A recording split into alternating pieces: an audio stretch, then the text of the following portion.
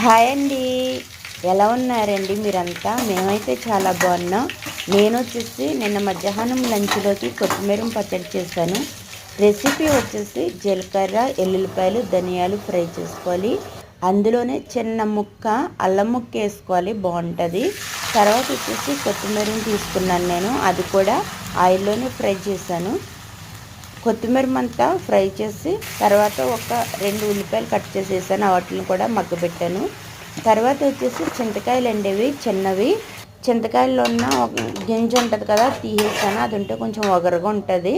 ఆ గింజ తీసేసి చింతకాయ కొత్తిమీర కలిపి పచ్చడి అనేది చేస్తాను. మిక్సీ పట్టేసి మళ్ళీ తాలింపు అనేది వేసాను. చాలా బాగుంటుందండి టేస్ట్. మీలో ఎంతమందికి కొత్తిమీర చింతకాయ కాంబినేషన్ పచ్చడి ఇష్టమో కామెంట్ చేయండి. మన ఛానల్ని సబ్స్క్రైబ్ చేయండి, లైక్ చేయండి, షేర్ చేయండి. ఉంటాను, బాయ్.